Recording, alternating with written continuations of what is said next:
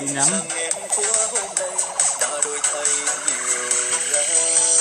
chết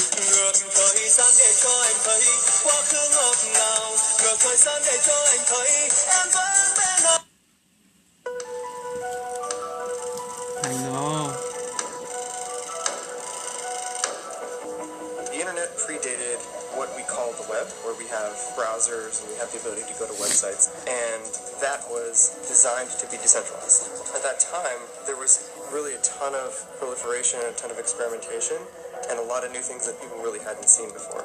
The browser was the first graphical interface where average users can actually go to different websites and visit them much more easily. And suddenly, now you get connected to the World Wide Web. And then this amazing new world opens. Everyone was collectively part of something that was very interesting. And somewhere down the road, we kind of lost that. This open platform where anyone could publish, where anyone could communicate freely with anyone else, where you don't need any particular company's permission, that started to change. Certain applications got really popular, and then those companies started accumulating a lot of power. They are the new controllers of the internet. They're the internet monopolies. Poor internet infrastructure kind of worked well for the longest time. People could tell that there are certain flaws, but those flaws were not getting a lot of spotlight. Even the original designers of the internet all now agree that they missed out on certain key things in the core architecture. And most of those things basically revolve around security. Over the past few years, there have been many, many breaches. And the breaches got larger and more severe over time. So we went from a situation where 100,000 records of individuals would be breached. Then we would have 1 million individuals breached. Now, a lot of these breaches are in the hundreds of millions to even billions. In the coming years, we will see more of that surfacing. And it will become very, very clear to everyone that once you allow data to get out, it can't be put back in the box. The internet has now started impacting lives of everyday people. We are becoming more and more dependent on these technologies. So we actually now have this responsibility to come up with a design that actually protects these people, that actually protects their data and gives them something that is more secure. And we looked at that and we said, hey, we can take this, we can build a truly new internet around decentralization. And so that's when we set out to build a decentralized identity system. And then we built out a decentralized domain name system, and a decentralized storage network. And we put all the parts together, and boom, we have a decentralized application platform. You access it through your browser and you're part of the decentralized internet. It's a new internet. It's different from your traditional internet that everyone is used to, because the traditional internet is a very old technology. With a traditional web browser, there's no identity system that's built into the browser. With Blockstack, we are changing that interface. If you download Blockstack, it will install everything you need to connect to this new internet. And then you will be asked to make your own account. And you can use it on every single website and application online because the account is yours. You never need to make another account online. It means that developers can build things more simply with less ongoing maintenance work. And it also means that all of this is getting handled by the user's local resources. Users can actually have a better user experience when they are using the new internet versus the old. It's actually easier to build applications on top of Blockstack than to actually try and build traditional apps or standalone apps. And this is not just in terms of the interfaces, but also in terms of performance. Blockchains actually solve a lot of problems, but they come with a lot of limitations. Because we have a background in distributed systems research, we involved some of the top minds in this space, and the design that we ended up basically makes use of blockchains as minimally as possible. But if you have this base layer that is completely global, not controlled by any single computer, that's really, really powerful. And you can use that as a backbone for decentralization. We have the opportunity here to create an incentivized protocol. The Blockstack token is specifically designed to put tokens in the hands of developers and users. So any user that signs up, they will be able to verify, and they will be given tokens just by being on the platform. Developers, by building applications that are successful on the platform, will get tokens just by building apps that contribute to the ecosystem. Học tiếng Anh.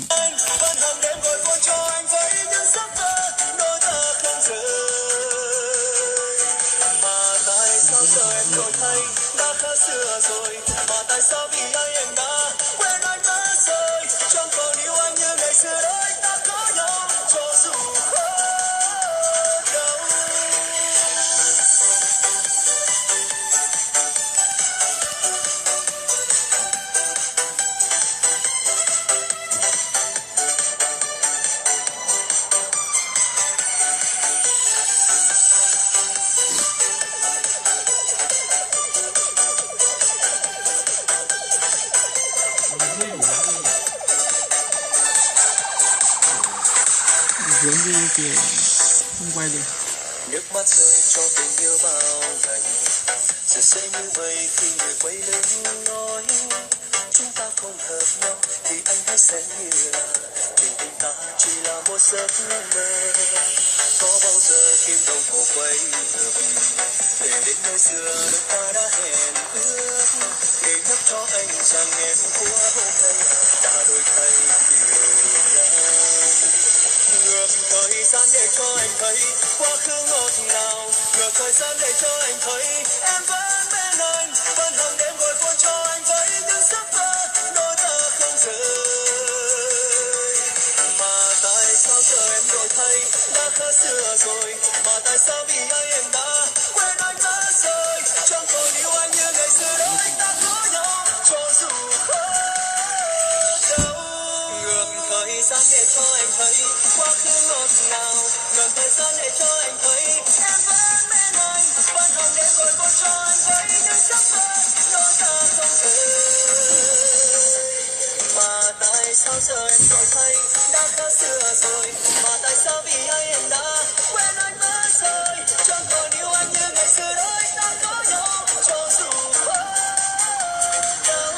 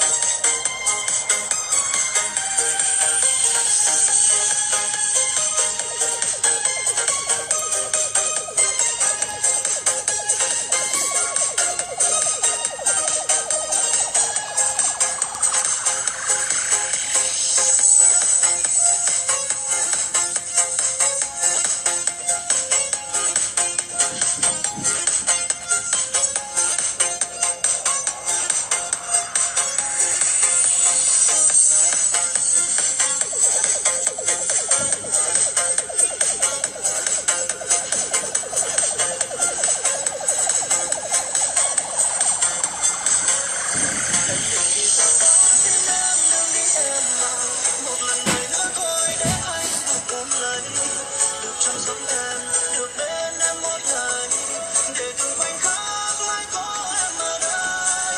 Chẳng vì anh đã có muốn thăm anh qua đời. Nhưng thật tình anh vẫn yêu em, yêu nhiều lắm. Đừng gì nữa em, đừng xa anh người ơi. Hãy tin tình yêu anh, yêu mãi thôi, lúc ban đầu.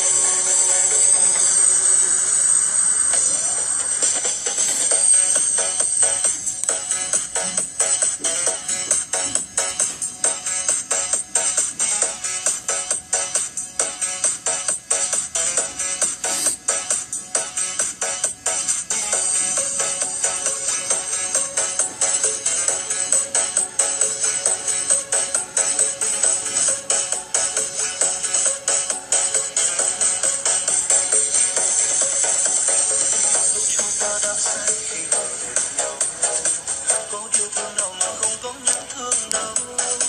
Phải chăng chỉ là những sân hận khi em khóc. Nhưng em biết đấy, anh yêu em đến thế nào. Biết em đã xa, xa xa không thấy anh. Biết đi kiếm tìm một người sẽ tốt hơn anh. Nhưng em từ này cho em. Ôi, Em đâu có biết phía sau anh mãi em đừng đi xa quá, xin em đừng đi em mà. Một lần đời nữa thôi để anh được ôm lấy. Được chăm sóc em, được bên em mỗi ngày.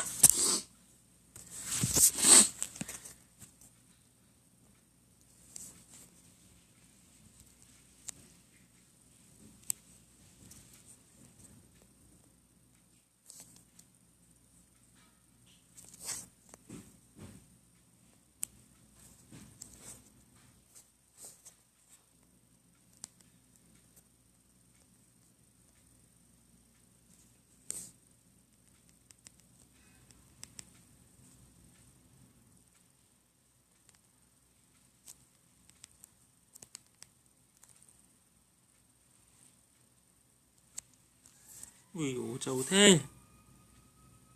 6 cả tiền hết rồi.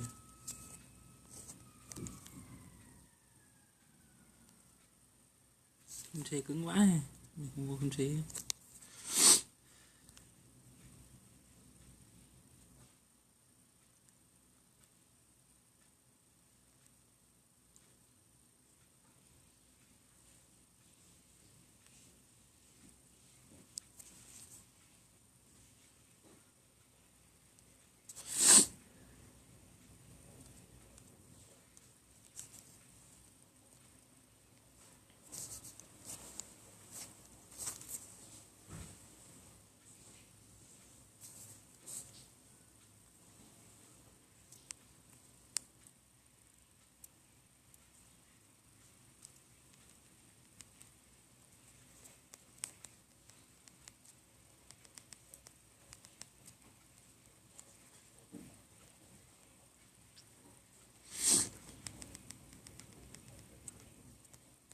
Ui, nhiều không chế kìa.